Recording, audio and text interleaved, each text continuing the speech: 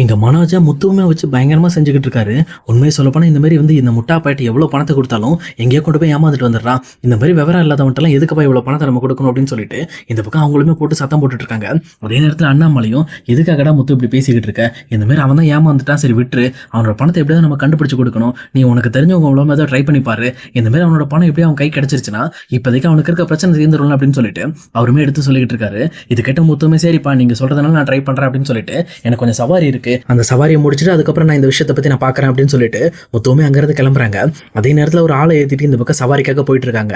அப்போ போயிட்டு இருக்கும்போது எங்கள் முத்துக்குமே செல்வம் கால் பண்ணுறாரு. கால் பண்ணிட்டு என்ன முத்து இந்த மாதிரி நீ செட்டுக்கு வரதே இல்லை, என்ன உங்கள் அண்ணன் பெரிய வீடு வாங்கினதுனால நீங்கள் வீட்டில் போய் குடியிருக்க ஆரம்பிச்சிட்டிங்களா, இனிமேல் செட்டுக்கே வரமாட்டே அப்படின்னு சொல்லி கேட்குறாங்க. உடனே இதை கேட்ட முத்துவுமே நீ வேற செல்வம், எங்கள் அண்ணனா அவன் ஒரு 30 லட்ச ரூபா ஒரு தடவை ஏமாந்துட்டு வந்துட்டான், அந்த வீடு இன்னொருத்தனோடது போல இருக்கு, இவன் வாடகைக்கு கூட இருந்திருக்கான், இது அவன் வீடுன்னு சொல்லி எங்கள் அண்ணன் 30 லட்ச ரூபா அட்வான்ஸ் வாங்கி அவன் ஏமாத்திட்டு போயிட்டான், இப்போ அவனை தான் தேடி அலைஞ்சிக்கிட்டு இருக்கும் அப்படின்னு சொல்றாங்க. உடனே இதை கேட்ட செல்வமே என்னடா முத்து சொல்ற, 30 லட்சம் ஏமாந்துட்டாரா, ஏன் அவருக்கு இப்படி நடக்குது அப்படின்னு சொல்லிட்டு இந்த பக்கம் அவருமே ஆறுதல் பேசுறதுக்காக கேட்கிறாரு. ஆனா முத்துவுமே அவன் ஒரு முட்டா போயிடா, யார் என்ன சொன்னாலும் டக்கு டக்குன்னு நம்பி காசை கொடுத்துட்டு வந்துடுறான்.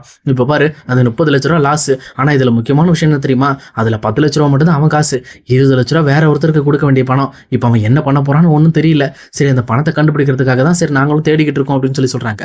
உடனே செல்வம் இருந்துகிட்டு பேசாம அந்த ஏமாத்திட்டு போனாங்கல்ல அந்த 2 பேரோட போட்டோவை மட்டும் எடுத்து எனக்கு அனுப்பிவிடு, நம்மளோட குரூப்லையும் போட்டு விடுவோம், அப்பதான் யாராவது இந்த மாதிரி டாக்ஸி புக் பண்ண அவனுக்கு வந்தானுங்க அப்படின்னா கண்டிப்பா மாட்டிக்குவானுங்க அப்படின்னு சொல்றாங்க. உடனே இதை கேட்ட முத்துவுமே சரி ஓகேடா, சரி இதை நீ பண்ணு அப்படின்னு சொல்லிட்டு அந்த ஏற்கனவே இந்த பணத்தை ஏமாத்திட்டு போன 2 பேரோட போட்டோவையும் எங்க செல்வத்துக்கு அனுப்புறாங்க. அதே நேரத்தில் செல்வமும் அந்த 2 பேரோட போட்டோவையும் எங்க குரூப்ல பிளேஸ் பண்ணிட்டு அதுல வாய்ஸ் மெசேஜும் போடுறாரு. இங்க பாருங்க இவங்க 2 பேரும் எங்க பார்த்தாலும் சரி எனக்கு உடனே கால் பண்ணுங்க, உண்மையை சொல்ல போனா இவங்க 2 பேரும் 30 லட்ச ரூபா பணத்தை நமக்கு தெரிஞ்சவங்க கிட்ட இருந்து ஏமாத்தி கொண்டு போயிட்டு இருக்காங்க, இவங்களை பிடிச்சிங்க அப்படின்னா சொல்லுங்க அப்படின்னு சொல்லிட்டு இந்த பக்கம் அவர் குரூப்ல மெசேஜ் போடுறாரு. அதே நேரத்தில் இந்த பக்கம் முத்துக்குமே இங்க மனோஜ் ஒரு ஃப்ரெண்டு மொட்டை பாசமே கால் பண்றாரு. கால் பண்ணிட்டு முத்து கிட்ட இந்த விஷயத்த வேகமா சொல்ல ஆரம்பிக்கிறாரு. இங்க பாருங்க முத்து, அவங்க 2 பேரும் எங்க இருக்காங்க அப்படின்ற விஷயம் எனக்கு தெரிஞ்சிருச்சு, நீங்க எங்க இருக்கீங்க என்கிட்ட வந்தீங்க அப்படின்னா நம்ம 2 பேரும் ஒன்னா போய் அவங்களை பிடிச்சிடலாம் அப்படின்னு சொல்றாங்க. உடனே இதை கிட்ட முத்துவுமே டக்குன்னு அந்த சவாரியுமே கொண்டு போய் இறக்கி விட்டுட்டு வேக வேகமா அங்க மொட்டை பாஸ் வீட்டுக்கு போயிட்டு இருக்காரு. அங்க போயிட்டு அவரை பிக்கப் பண்ணிட்டு எங்கேயா போகணும் அப்படின்னு சொல்லிட்டு அவங்க இருக்கிற அட்ரஸையும் தேடி போயிட்டு இருக்காங்க. போயிட்டு இருக்க வழியில அந்த மொட்டை பாஸ் டீமே ஏப்பா இந்த மாதிரி உன் ஃப்ரெண்ட் இப்படி ஏமாத்திட்டி அப்படின்னு சொல்லி கேட்கறாங்க. உடனே அந்த மொட்டை பாஸ் எடுத்துக்கிட்டு நீ வேறப்பா யோசிச்சு பண்ணலாம் தான் உங்க அண்ணன்ட்ட சொன்னேன், ஆனா அவன் கேட்டானா 5 கோடி ரூபாய் வீடு 3 கோடி ரூபாய்க்கு வருது, கண்டிப்பா ஈஸியா வாங்கிடலாம்னு சொல்லிட்டு என் பேச்சை கேட்காம தான்ப்பா அந்த பணத்தை கொடுத்தான், நான் கூட சொன்னேன் அட்வான்ஸ் கொடுக்கறதுக்கு முன்னாடி முதல்ல செக் பண்ணிக்கலாம்டா அப்படின்னு சொல்லி கேட்டதுக்கு அதெல்லாம் நம்பிக்கை இருக்குடா, உன் மேல நம்பிக்கை இருக்கு அப்படின்னு சொல்லிட்டு சம்மந்தம் இல்லாம எல்லா பழையும் ஏன் மேல போட்டு கடைசியில் இப்ப பணத்தை பறி கொடுத்துட்டா அப்படின்னு சொல்றாங்க. உடனே இதை கேட்ட முத்துவுமே எப்பா மொட்டை பாஸ் கூட இருக்கிற மாதிரி இருந்துட்டு எல்லாத்தையும் பண்ணிட்டு கடைசியில் ஒன்றும் தெரியாத மாதிரி என்கிட்ட சொல்லி நாடகம் ஆடிட்டு இருக்கேன் அப்படின்னு சொல்லி கேட்கறாங்க. முத்து நீ என்ன தப்பா நினைக்காதப்பா, அவன் தான் என்ன தப்பா நினைக்கிறான், நீ அப்படி நினைக்காத, என் இடத்துல இருந்து பாரு என்னோட நிலைமை ரொம்ப கஷ்டம்னு உனக்கு தெளிவா புரியும் அப்படின்னு சொல்லிட்டு அவருமே எடுத்து சொல்லிட்டு இருக்காரு. ஆனா அதே நேரத்தில் அந்த பணத்தை ஏமாத்திட்டு போன 2 பேருமே இந்த பக்கம் இங்க இருந்து இந்த ஊரை விட்டே போயிடலாம், இப்போதைக்கு நம்ம இங்க இருக்க வேண்டாம் அப்படின்னு சொல்லிட்டு அவங்களுமே ஏர்போர்ட் போறதுக்காக டாக்ஸி புக் பண்றாங்க. அதே நேரத்தில் அவங்களோட பணத்தை எல்லாத்தையுமே 2 பேக்கா பிரிச்சு தனித்தனியா எடுத்து வைக்கிறாங்க. இன்னொரு பக்கம் அந்த டாக்ஸியுமே செல்வத்துக்கு தான் புக் ஆகுது. உடனே செல்வமே எப்பவும் போல கஸ்டமர் பிக்கப் பண்றதுக்காக பிக்கப் பாயிண்ட்டுக்கு போறாரு. அங்க போனதுக்கு அப்புறம் இந்த பக்கம் அவங்க 2 பேரும் வண்டியில ஏறாங்க. அவங்கள பார்த்தோன்னே இவங்களை எங்கேயோ பார்த்த மாதிரி இருக்கு அப்படின்னு சொல்லி கொஞ்சம் செல்வம் டவுட் ஆக்குறாரு. அதே நேரத்தில் சரி இதுக்கு நம்ம மொபைலை செக் பண்ணி பார்க்கலாம் அப்படின்னு சொல்லிட்டு தன்னோட மொபைலுமே எடுத்து செக் பண்ணி பார்க்குறாரு. அப்போ செக் பண்ணி பார்த்தவொன்னே இந்த பக்கம் செல்வத்துக்கு பயங்கரமான ஷாக்கு. உண்மையை சொல்ல போனால் இவங்க 2 பேரும் மனோஜிட்ட பணத்தை ஏமாத்திருக்காங்க அப்படிங்கிற விஷயத்த தெளிவாக புரிஞ்சுக்கிறாரு. அப்போ கண்டிப்பாக இந்த விஷயத்தை எப்படியாவது முத்துக்கிட்ட இன்ஃபார்ம் பண்ணுமே, அது மட்டும் இல்லாமல் இவங்க எங்கே போகணும்னு சொல்கிறாங்க தெரியல அப்படின்னு சொல்லி யோசிச்சுட்டு இருக்காங்க. அப்போ கரெக்டாக அந்த வண்டியில் இருந்த 2 பேருமே தம்பி இங்கே பாருப்பா எங்களை ஏர்போர்ட்டில் கொண்டு போய் விட்டுரு அப்படின்னு சொல்லிட்டு இந்த பக்கம் அவங்களுமே ஏர்போர்ட் போகிறதுக்கு வழி கேட்டுட்டு இருக்காங்க. உடனே இதை கேட்ட செல்வமும் ஓகே ஓகே நீங்கள் ஊரை விட்டு தப்பிக்க போறீங்களா, கண்டிப்பாக நீங்கள் நினச்ச மாதிரி அது நடக்கவே நடக்காது, அதான் நான் இருக்கேன் அப்படின்னு சொல்லிட்டு இந்த பக்கம் சொல்லுமே சரி சார் வாங்க ஏறுங்க அப்படின்னு சொல்லிட்டு இப்போ போல அங்கிருந்து ஏர்போர்ட்டை பார்த்து கிளம்ப ஆரம்பிக்கிறாரு. போயிட்டு இருக்க வழியில முத்துக்கிட்ட எப்படி இன்ஃபார்ம் பண்ணும் அப்படிங்கிறதுக்காக வண்டி ரிப்பேர் ஆன மாதிரி ஒரு சின்ன ஆக்டிங் போறாரு. உடனே இதை கேட்ட அந்த 2 பேருமே என்னாச்சுப்பா என்ன பிரச்சனை அப்படின்னு சொல்லி கேட்கறாங்க. ஒன்றும் இல்லைங்க கார்பரேட்டர் தண்ணி குறைஞ்சிருக்கும், நான் ஊற்றிட்டு வந்துடுறேன் ஒரு விஷயம் இருங்க அப்படின்னு சொல்லிட்டு தன்னோட வாட்டர் கேனை எடுத்துட்டு போயிட்டு டேரக்டாக அந்த கார்பரேட்டர்லையுமே தண்ணி ஊற்ற போறாரு.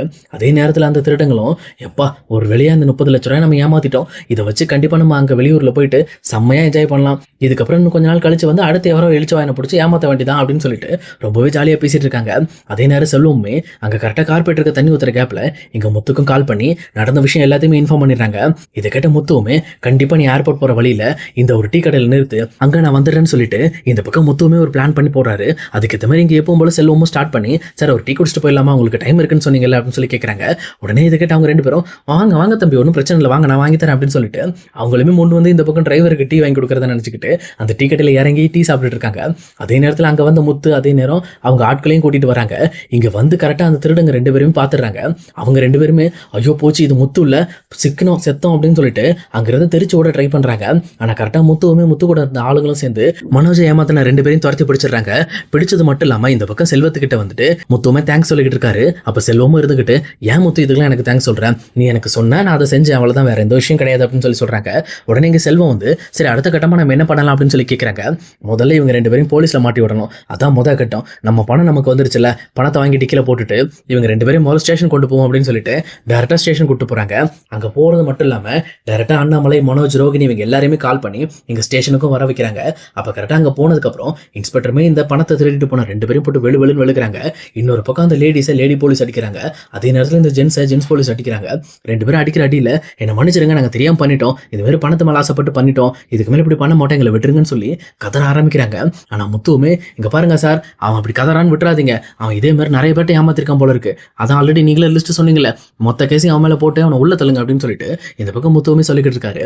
அதே நேரத்தில் அங்கே வந்து இன்ஸ்பெக்டருமே பரவாயில்ல தம்பி, ரொம்ப நாளாக எங்களுக்கு டிமி கொடுத்து சுற்றிட்டு இருந்தான், கடைசியில் உங்கள் பணத்தை நீங்கள் பறி கொடுத்துட்டு திருப்பி கண்டுபிடிச்சிங்க அப்படின்னு சொல்லிட்டு அவங்களுமே பேசிட்டு இருக்காங்க.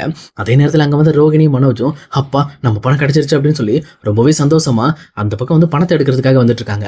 ஆனால் முத்துவுமே அவங்க வர்றதை பார்த்துட்டு அந்த பணம் 30 லட்சம் எடுத்து டேரக்டாக அண்ணாமலை கையில் கொடுக்குறாரு. இதை பார்த்து ரோகிணி மனோஜ் ஒரு நிமிஷம் ஸ்டன்னாகி போயிருக்கிறாங்க. அப்போ அண்ணாமலையும் எதுக்குடா இந்த பணத்தை எங்கிட்ட தர அப்படின்னு சொல்லி கேட்குறப்போ இங்கே பாருப்பா, இது நமக்கு தர வேண்டிய பணம் தானே, 20 லட்ச ரூபா நமக்கு தானே தரணும், அந்த பணத்தை நம்ம பிரித்து எடுத்துக்கலாம்ப்பா, அதுக்கப்புறம் மீதி பணத்தை அவங்க கிட்ட கொடுத்துடலாம் அப்படின்னு சொல்லி சொல்கிறாங்க. உடனே இது கிட்ட மனோஜுமே என்னடா முத்து பண்ணிக்கிட்டு இருக்க, நான் ஏற்கனவே 10 லட்சம் மட்டும் தானே என்னது, 20 லட்சம் சந்தோஷி சார்ட்ட வாங்கினதுரா, அதை நான் திருப்பி கொடுக்கணும்டா அப்படின்னு சொல்லி சொல்கிறாங்க. உடனே இதை கேட்ட முத்துவுமே டேய் அப்போ காணாமல் போனதை கண்டுபிடிக்காம இருந்தால் எப்போ திருப்பி கொடுத்துருப்பேன், அப்போ நீ என்ன சொன்ன நேற்று, என்னால் சமாளிக்க முடியும், இதெல்லாம் ஒரு விஷயமே இல்லை, நான் இந்த மாதிரி சேல் பண்ணி கொடுத்துருவேன்னு சொன்னேன், இப்போ என்னடா முடியாதுன்ற, எங்களுக்கு தர வேண்டிய பேமெண்ட்டை தந்துட்டா நாங்களே என்னோட வேலையை பார்ப்போம்டா அப்படின்னு சொல்லி கேட்குறாங்க. ஆனால் அதுக்கு எதே மாதிரி இந்த பக்கம் ரோகிணியுமே இங்கே பாருங்க முத்து, நிறைய வேலை பெண்டிங்கில் இருக்குது, இப்போ இந்த விஷயத்தில் உங்கள் பிரச்சனை இழுக்காதீங்க, நான் தான் உங்களுக்கு மாதம் தந்துட்டு இருக்கோம்ல, எங்கள் வர லாபத்துலேருந்து இவ்வளோ பேமெண்ட்டு உங்களுக்கு தர வேண்டிய பணம்னு சொல்லி தரோம்ல, அப்புறம் எதுக்காக இந்த பணத்தில் நீங்கள் கை வைக்கிறீங்க, ஒழுங்காக அந்த பணத்தை கொடுங்க அப்படின்னு சொல்லி கேட்குறாங்க. அதே நேரம் இதை பார்த்துட்டு இருக்க இன்ஸ்பெக்டருமே ஏமா அந்த தம்பி தான் இந்த பணத்தை கண்டுபிடிச்சு கொடுத்துருக்கான், என்னமோ அவங்ககிட்ட இருந்து பிடுங்கிட்டு இருக்க, சரி என்னமோ பண்ணுங்க, எதாக இருந்தாலும் முதல்ல வெளியில் போய் பண்ணுங்க அப்படின்னு சொல்லிட்டு இந்த பக்கம் அவங்க எல்லாரும் வெளியில் போய் சொல்கிறாங்க. அதே நேரத்தில் அண்ணாமலையும் இங்கே முத்துவை பார்த்து இங்கே பாரு முத்து, அந்த பணம் அவங்களுக்கு சேர வேண்டியது, அவங்ககிட்ட கொடுத்துரு, அதை நம்ம பார்த்துக்கலாம்டா, ஒன்றும் பிரச்சனை இல்லை, அவங்க தான் தரான்ல மாதம் இல்லைன்னா அப்பா உனக்கு வேறு ஏதாவது ரெடி பண்ணி தரேன்டா அப்படின்னு சொல்லி சொல்கிறாங்க. உடனே இதை கேட்ட முத்துவுமே நீ வேறப்பா எனக்காக கடன்லாம் வாங்கிட்டு இருக்காத, என்னால் எல்லா பிரச்சனையும் சமாளிக்க முடியும், சரி பணம் கைக்கு வந்துருச்சுங்கிறதுக்காக நான் ஒரு பிளான் பண்ணேன், சரி ஓகே விடு, ஏதோ நம்மளால 4 பேர் நல்லா இருந்தால் சரிதான் அப்படின்னு சொல்லிட்டு அந்த பணத்தையுமே இந்த பக்கம் ரோகிணிகிட்ட கொடுத்துக்கிறாங்க. கொடுத்தது மட்டும் இல்லாமல் இங்கே பாருங்க, இதுக்கு மேலேயாவது இந்த மாதிரி முட்டா பையன்கிட்ட ஏமாறாமல் இருக்க அப்படின்னு சொல்லிட்டு இந்த பக்கம் மனோஜோட ஃப்ரெண்டு அந்த மொட்டை பாசையும் கூப்பிட்டு டேய் இன்னொரு டைம் இவனுக்கு வீடு காட்டுறேன் அதை காட்டுறேன் இதை காட்டுறேன் ஏதோ பண்ண அவ்வளோதான் ஒன்றை வகுந்துருவேன்னு சொல்லிட்டு அவர் ஒரு மிரட்டிட்டுமே போகிறாங்க. அதே நேரத்தில் இங்கே முத்து அங்கேருந்து வீட்டுக்கு கிளம்புற டைமில் கரெக்டாக ஜீவா கிட்ட இருந்து காலமே வருது, முத்து இந்த மாதிரி வந்து நான் ஊருக்கு வந்துட்டேன், ஒரு ரிஜிஸ்ட்ரேஷன் வேலையை போக வேண்டியது இருக்கு, கொஞ்சம் வந்து பிக்கப் பண்ணிக்கிறாங்களா அப்படின்னு சொல்லி கேட்குறாங்க. உடனே இதை கிட்ட முத்துவுமே இதை வர மேடம் உடனே வரேன் அப்படின்னு சொல்லிட்டு அவருமே இன்னொரு பக்கம் கிளம்பி ஜீவாவை பிக்கப் பண்ண போயிட்டு இருக்காரு.